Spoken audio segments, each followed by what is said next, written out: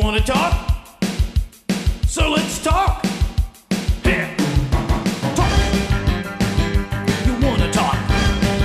You gotta talk, you need to talk. News talk. I talk, you talk to Solomon. I talk, you talk to Solomon. Yeah, let's talk to Solomon. Talk to Solomon. You gotta talk, you wanna talk. Welcome, my friends. It's time for Talk to Solomon. That's me, Stan Solomon. I'm Chief Steve Davis, the in-studio co-host. And our guest of honor is the esteemed Executive Director of Gun Owners of America, Larry Pratt. Larry, good evening. Thank you for that generous introduction, but I'm not sure that it's going to affect the size of my check. Well, you know, esteemed is something you now get at Kroger's in the frozen food department. Very good. All right. Now, the question is, it's been at least 30 seconds since I checked the internet. Has Holder been indicted yet for impersonating a person who gives a crap about the law?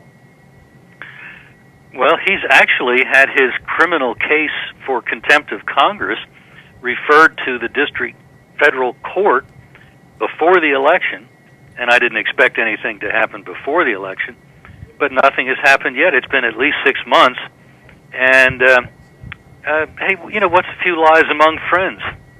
Well, the fact is, there's now all kinds of talk about the obvious that he has lied under oath to Congress. We call that perjury, and is basically saying, you can't do anything to me because I'm in charge. Is there anyone, will there be anyone, might there be anyone who will actually move forward on these cases? The House of Representatives becomes the prosecutor in a situation like this. And the problem is either they are not pursuing it that aggressively with the court, and I can't find that out, so I'm not sure if that's the case, or if the court, which of course is comprised of a bunch of politicians wrapped in black robes, the court may be dragging its feet, not wishing to get involved into a political situation, or just because they're Democrats and don't want to tangle with a fellow Democrat. It's not a good situation, it seems, because the referral should have led to action by now. We were told that when all of this came down last year and Holder was found in civil and criminal contempt of Congress, that when the House lawyers brought the case to the federal district court for the District of Columbia, that they would be the prosecutors, that they would be able to bring the whole process against the Attorney General, and that if he were found guilty by the court, there's actually a pokey on Capitol Hill where he could be incarcerated for such sentence as he might have been sentenced to. Well, we all know that has not happened. The question is now we have all new charges having to do with obvious perjury on this IRS situation. And, I mean, they've got the smoking gun. They've got his signature approving not the IRS, but the Fox News guy, Rosen. And he said he didn't know about it when, in fact, he had signed off on it. So this is a whole new case, is it not? This is a whole new case, and it just seems to me that if I had to guess, I would say the problem may well be one with Boehner, that Boehner has never been happy about this whole coming against the Attorney General. He's afraid, we learned early on when he was making it difficult for Darrell Issa to have the oversight hearings that, well, this could redound to the detriment of the reputation of federal law enforcement.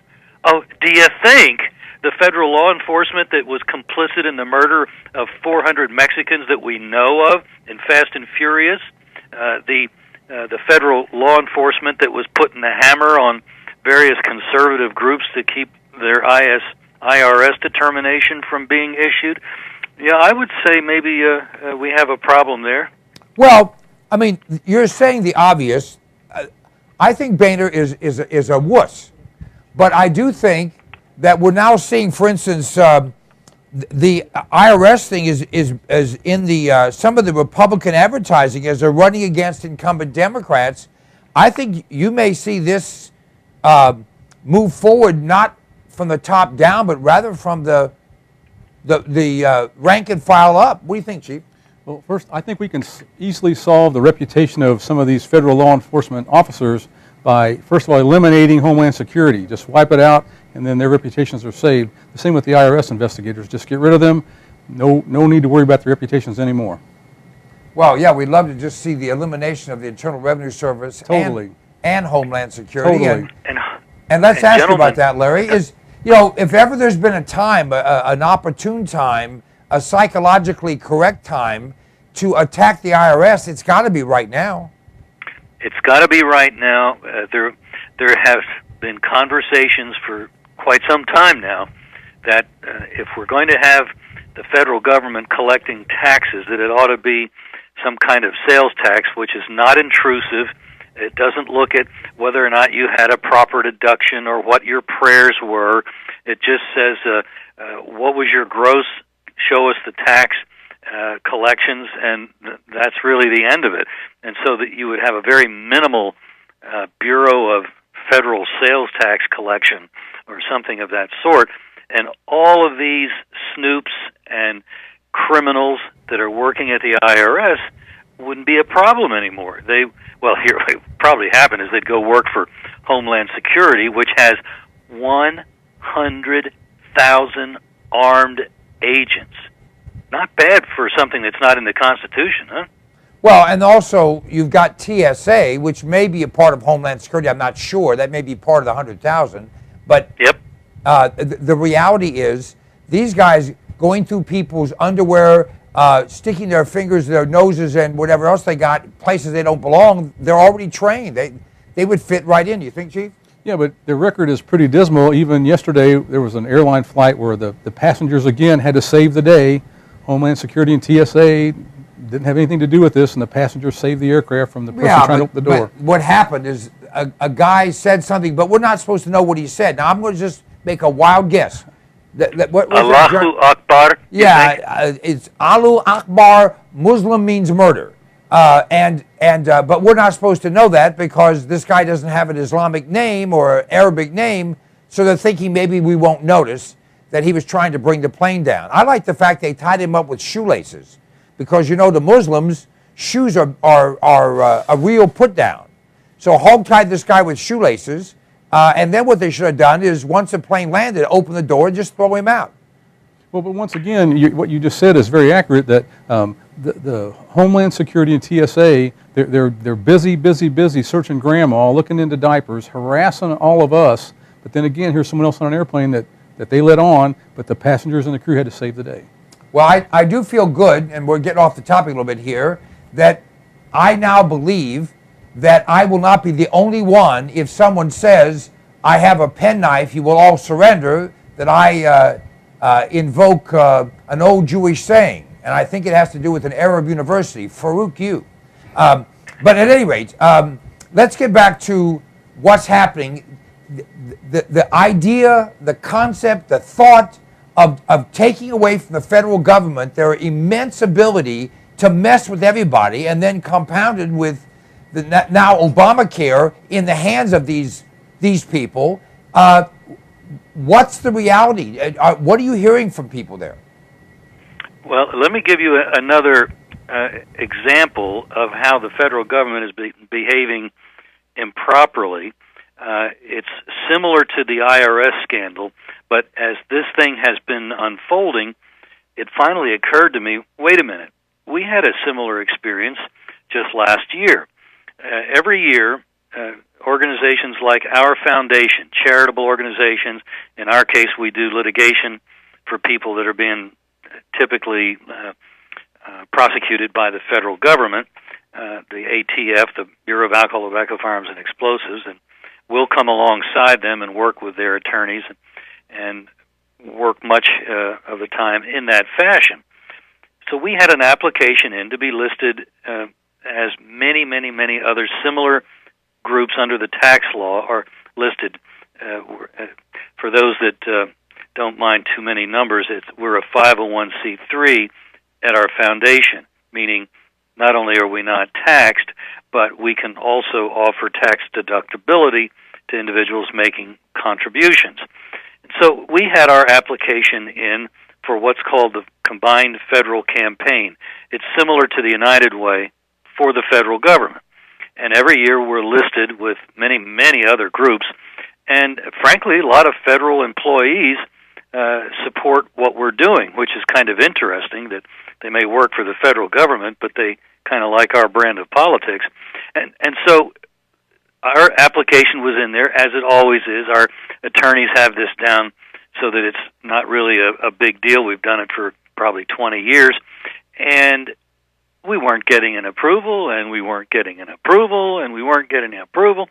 So finally, our attorney that works on this called over to the Office of Personnel Management, where they were mismanaging at least our application, and I don't know for a fact, but I suspect other similar groups on the right, and managed to find a fellow that was above the pay grade of the gal that was messing us over. And he explained what was happening, and the guy said, well, that shouldn't be. You should have been in and out by now. And so I think we just happened to find playing it straight bureaucrat. He broke the logjam, and all of a sudden we had our approval, and we were listed in time to receive contributions from federal employees that want to support the litigation efforts of Gun Owners Foundation. Now, isn't that interesting that that was happening at the same time they were the IRS was messing over many right-of-center groups? This whole administration, from top to bottom, is lawlessly political. Been told, and everyone's been told, that Jay Sekulow is going to break a story today that says nothing has changed. They are still targeting and inhibiting and keeping right-of-center groups from the due process that should be afforded to everyone. Do you know what that's about? That's believable if only you think of the attitude that was exhibited by IRS officials that were testifying. It was as if, how dare you question me, question us? Don't you know who we are? Don't you know who I am?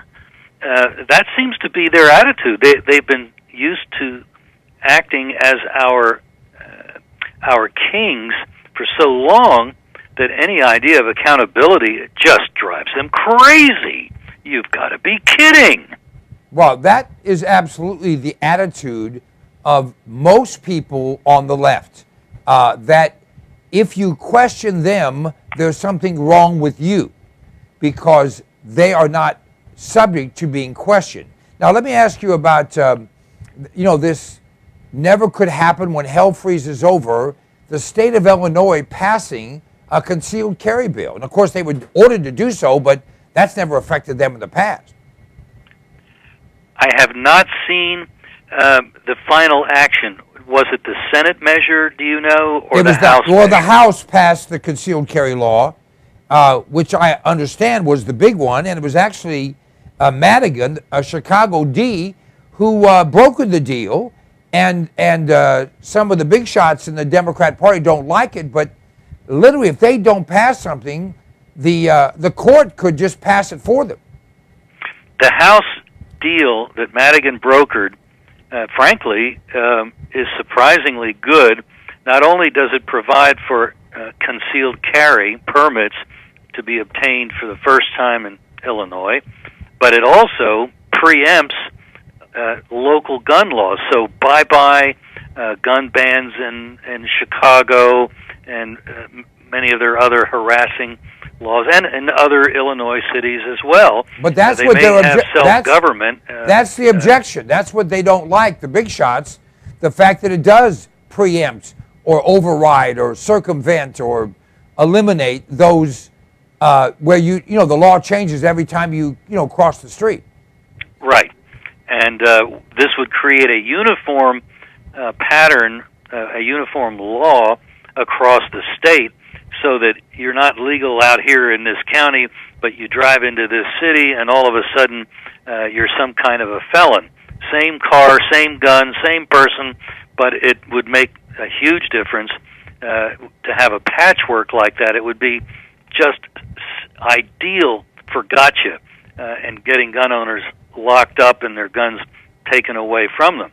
So the House brokered deal that this guy, this Democrat Madigan, was responsible for, frankly, is beyond anything I would have expected to come out of Illinois. It hasn't become law yet, but that I know. But nevertheless, this is a pretty big deal to have Illinois this far along.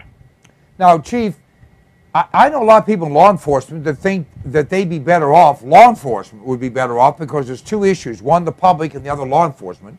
They think law enforcement would be better off if no one had guns. What's your opinion? That's a very common belief in law enforcement. I think a lot of officers believe that their job is easier if no one has guns, because they don't have to worry about who does and who doesn't. So without really realizing that the law-abiding folks are on their side. It's a common thing I've seen in my career. It's very sad that happens, but I just think most officers just feel like they really have nobody with guns around them, because then they don't have to worry about who's got a gun, who doesn't. But the reality is, since the beginning of the Industrial Revolution, people that have no regard for rules or laws will do what they want to do, right? Well, I'm just telling you that law enforcement training doesn't really address this issue very well.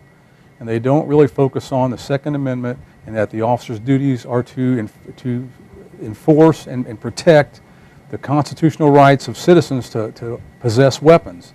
And so when they go and do their job, they're out on domestic, for example, or they're looking at suspicious people, whatever, anyone with a gun becomes someone you have to check out, because you don't know at first who they are. And so it just makes them more uncomfortable, because they're not sure who's legal and who's not. Larry? On the other hand, if the citizenry were disarmed, then you would have a very dangerous us versus them mentality that would be much more pronounced than anything that might exist today. And the police would, instead of being at least hopefully some understanding that their police powers is derived by delegation from we the people. And if the people were disarmed, then it'd be a little hard to argue that the people were delegating any police power, because they wouldn't have any power whatsoever. No, you're absolutely right. That really is the truth. But reality is that the officers are not really trained and taught what you just said. There are exceptions to the rule. That's why I've always promoted for most of my career citizen academies, reserve police forces, reserve groups that would help the police to create a bond between the law enforcement and the citizens, so that would be eliminated. But it really hasn't taken hold like I'd like it to. Sheriff Arpaio is one who has done this to a fairly well. If I got my numbers right, he's got something like 1,500 paid deputies. It's a big city. It's Maricopa County, Phoenix, Arizona. But he's also got 2,500 unpaid, volunteer, sworn deputies. And that has a tremendous financial impact, but more than that, it really puts into concrete terms the fact that there should be, and in Maricopa County there is, a working relationship between the citizenry at large and the sheriff's deputies that work for them. And it's interesting, of course, that this occurs in the sheriff's department, where the sheriff, as most sheriffs are, is elected. And that's, I think, the kind of relationship that should be a model for police work, sheriff work across the country. Well, there's something else that no one will say. It's kind of the elephant in the room, and that is the federal government has targeted Sheriff Joe Arpaio and has done their best through every means available to them, including their allies in the media. But because he has that quote-unquote posse, which, by the way, the number is 5,000, because he has the unpaid deputies and because he has the paid deputies, and because he is elected and is popular with the people, they do not have the ability to go in there and just take him out, if you will, and throw him in the hoosegow and make up some charges, because they don't have the ability, they don't have the strength, they don't have the forces to do that. And people don't understand that. Somehow they think the federal government can do whatever they want. It's just not true. I had the great opportunity, a privilege really, of meeting a Maryland county commissioner from Carroll County, where they have declared their county a Second Amendment sanctuary county. And they are nullifying any new gun laws that the feds want to add or the state of Maryland has added. I'll be finding out more about it when I interview the commissioner on my show. But the main thing is they are actively looking for ways to help people remain armed, even in the People's Republic of Maryland. That's amazing. Now, let me ask you about the recall movement in Colorado for those people in Colorado that push through those gun laws. 4 Democrat state senators are the focus of recall efforts right now. I believe they're still trying to get signatures. I don't know if any have gotten enough yet to qualify to force an election on yes or no to retain Senator so-and-so. But if they do, then that would be the election. Shall he be retained or not? If not, then there would be a special election, and anybody but that now recalled senator would be competing to fill the vacant seat. So they have to have the vote to recall them first, and then they have an election to replace them second. Exactly. Because exactly. in not Minnesota, was it Minnesota? No, in Wisconsin. In Wisconsin, when they had their elections, they actually, the person they wanted to recall ran against someone else who was trying to beat them. But that's not the way they do it there? That's right. My understanding is that in Colorado, it's do you stay or not? If you don't, then we're going to find, at that point, somebody else to replace you. All right. Chief, another question of Larry?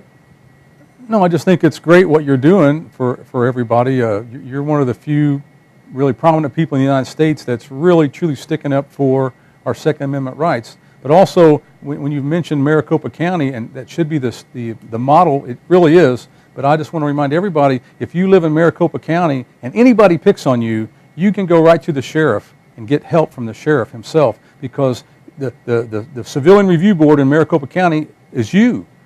And the sheriff works for the people directly. That's why sheriffs are so critically important. If you live in a city and you got to go to the chief of police, I'm sorry, but he's working for the mayor, and it's a totally different ballgame. You just put your finger on the big difference. And there's a strong movement in several states to weaken, if not eliminate, the office of sheriff. They did away with them by referendum in Connecticut. They have neutered them by greatly reducing their budgets from the state of New Jersey to the various sheriff's offices. There's one of the 3 counties in Delaware where they have a sheriff who understands the role of sheriff, and the state of Delaware has tried to remove all law enforcement responsibilities from that sheriff and just make him a process server and a keeper of the jail. But that is something that we really must resist. That is as important as any public issue could be. All right. Tell folks again how they can both get information from, be a member of, and support the activities of Gun Owners of America, which unquestionably has shown itself to be incredibly influential. And, of course, the fact that you're now coming up on whatever it is, 500,000 or more members, that's helpful too. Well, if folks will go to gunowners.org, they can not only make a contribution, become a paid member, get our newsletter that way, but if they are able to use the internet, then we urge them to sign up for our email alerts. Those are free. When an alert comes, it'll have an email embedded in it that can be sent off very, very easily to the appropriate member of Congress, usually, sometimes another public official, telling them what is right or wrong with a particular piece of legislation. And that is what gets things done. So gunowners.org is the place to take care of business.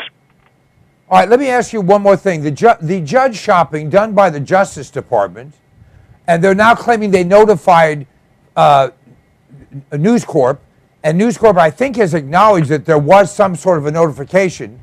But at any rate, the judge shopping, and they ended up with Royce Lamberth, who we've heard about in a number of Obama, is he an American or is he a, something else, fame.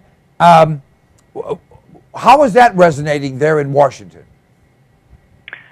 Well, generally, I would say the president has really got himself wounded because of all of these scandals coming together at the same time.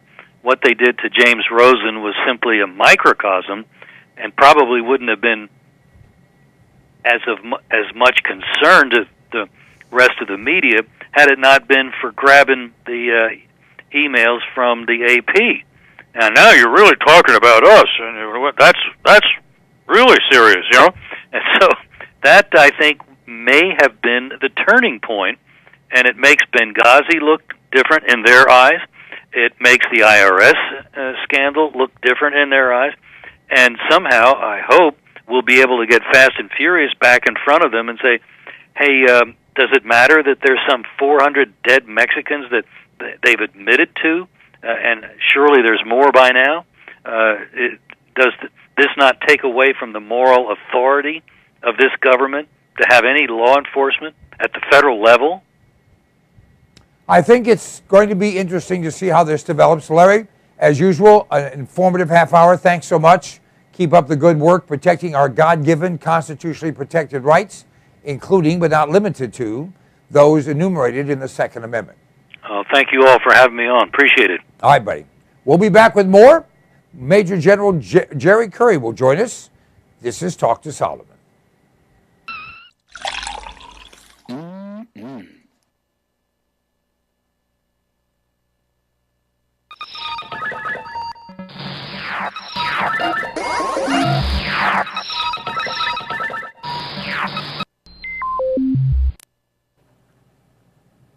I like to eat. Do you like to eat?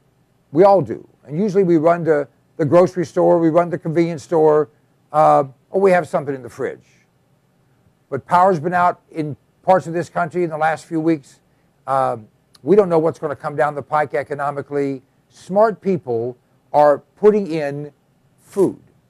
Alpine Air Gourmet Reserves is a line of foods that you can put away that will last for a very long time. They say eat what you store and store what you eat.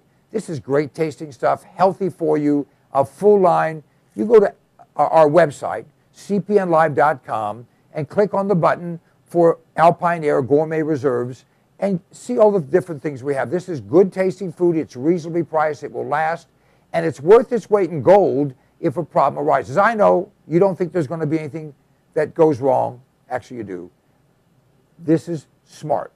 This is smart insurance. This is smart preparation. This is smart thinking. You have kids, you have a spouse, you have parents, you have dependents, you have an appetite. All those things can be addressed by a frugal but smart investment in Alpine Air Gourmet Reserves. Try them out. You will be tickled to death with the taste of them. You know what? In many cases, people start to eat this and they think, heck, this tastes better and costs less than what you're going to the grocery store to buy. cpnlive.com. Check it out.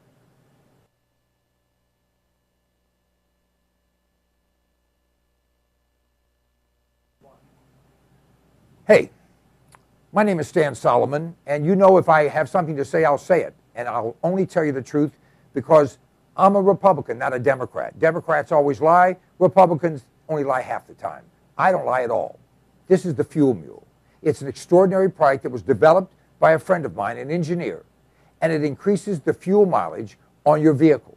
If you have a combustion engine, this will increase your mileage by 10 to 20%. It bolts around your fuel line. You can install it yourself or have your mechanic do it. It is an extraordinary item, and it flat works. I've been using it for more than 10 years. It's increased my mileage on every vehicle I put it on, and by the way, it will last forever. You can get rid of your vehicle, just take it off and put it on the next one. Go to cpnlive.com. You'll have more information there. You can order it right there. We absolutely guarantee you'll be satisfied. The Fuel Mule. It's a way to kick down your cost of fuel and kick up your mileage. Don't you love the name? I thought of it. The Fuel Mule. Let me ask you a question. Do you like being sick? I have in my hand an incredible product. It's called TR10 supercolloidal silver. TR10 stands for a trace to the negative 10th power. The particles in this silver product are 6 to 8 angstroms, 6 to 8 10 billionths of a meter. Now listen to me. Silver has been the magic bullet for all of human existence. The Egyptians used silver instruments. We use silverware. They put silver in your teeth because nothing can grow on silver. Silver will kill anything but liberalism. I'm working on that. This product, you go to cpnlive.com, buy 1 quart of this product. It will last you for a very long time. Anytime you feel like you've been exposed to something bad, take some of this product, spray it in your mouth, or take a little bit and gargle it, swallow it. It will kill any pathogen. The average antibiotic kills 10 to 20 different pathogens. This product will kill 700 plus. Do yourself a favor, do your family a favor, do your doctor a favor. He's tired of seeing you. Get supercolloidal silver. Go to cpnlive.com, order the product. It's $29.95 plus shipping. I think it's $39.95 delivered any place in America right to your door. It's worth 10 times that. Check it out. If you're not 100% happy, just return it and we'll give you your money back.